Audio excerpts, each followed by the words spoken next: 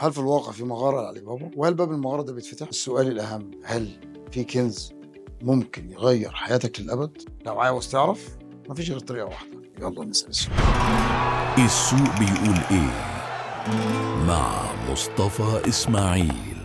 حكايتنا بتبتدي في الصين. شاب عادي جدا، لا هو غني ولا عبقري ولا من عيلة كبيرة، اتخرج من كلية عادية جدا، حاول يلاقي شغل وتقدم ل 30 وظيفة، والنتيجة محدش قبله. لكن بدل ما يستسلم فضل يدور لحد ما جات له سفرية لأمريكا.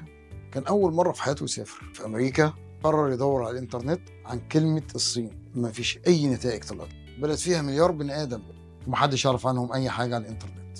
وهنا كان السؤال اللي جه في دماغه، هل الإنترنت ده هو المغارة؟ وإيه اللي ممكن يحصل لو فتحها؟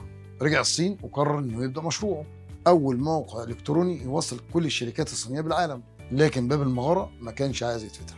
راح البنوك قال لهم على الفكرة وبرضه رفضوا. حاول يقابل مستثمرين كتير، ضحكوا عليه ومحدش برضه رضي يموله. حتى الحكومة الصينية كانت شايفة الإنترنت ده حاجة تافهة، لكنه بدل ما يستسلم قرر إنه يلعبها بطريقته. جمع 17 واحد من أصحابه وأقنعهم بالفكرة. قرروا يبدأوا بأقل إمكانيات، ولما فكروا في اسم الموقع النتيجة كانت علي بابا. كان مقتنع إن الإنترنت هي المغارة السحرية اللي هتغير معالم العالم.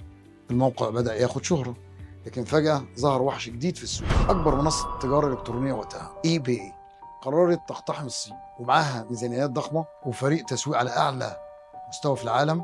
الطبيعي كانت تمسح علي بابا من السوق تماما، لكن صاحبنا كان عنده رأي مختلف. حاول استراتيجيته، بدل ما يتنافس مع eBay قرر إنه يبيع منتجات أرخص، يخلي خدمات الموقع بتاعه مجانا لمدة 3 سنين، ويشتغل مع الشركات الصغيرة ويربطها ببعض.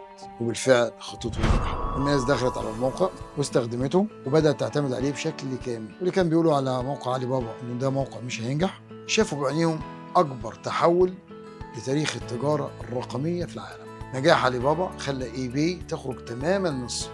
وبعد نجاح الموقع قرر بطل حلقتنا انه يوسع الشغل، واسس منصه تاو باو، وعمل خدمه دفع باسم علي باي. وفي سنه 2014 دخلت شركته البورصه وجمعت 25 مليار دولار في يوم واحد. ده كان اكبر اكتتاب عام في تاريخ العالم وقتها. الباب اللي ما كانش حد مصدق انه يتفتح اتفتح، والمغاره كانت مليانه بالكنوز بالمليارات. بطل حلقتنا النهارده هو جاك ما، مؤسس موقع علي بابا، اللي اكيد في ناس كتير منكم اشتروا منه. لكن السؤال يفضل هنا، هل الموضوع سهل زي ما القصه بتقول؟ الحقيقه لا، في صعوبات وتحديات كتير في الموضوع هي اللي خلت السحر الحقيقي يحصل. المغاره مش بتفتح لاي حد، والسر انك تقوم وتشتغل وتجرب، ولو فشلت تقوم من تاني. الباب عمره ما يتفتح لوحده، لازم تدور على كلمه السر اللي خاصه بيك لحد ما المغاره اللي عينك عليها تفتح. في الحلقه دي انا يهمني اسمع منكم تجاربكم مع التجاره الالكترونيه، ولو حد فيكم عنده فكره تطبيق تجاري يا ريت يسيب لنا الفكره في التعليقات واحنا هنساعده. وطبعا ما تنسوش دايما اننا نسال السوق. السوق بيقول ايه. لو عايز وش القفص وخايف تشتري سمك في ميه، يبقى لازم تبص للأمور من زاوية أوسع.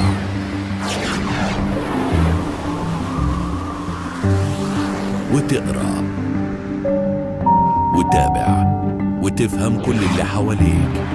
ولو عايز كل ده في حتة واحدة، يلا بينا نسأل السوق. السوق بيقول ايه مع مصطفى إسماعيل.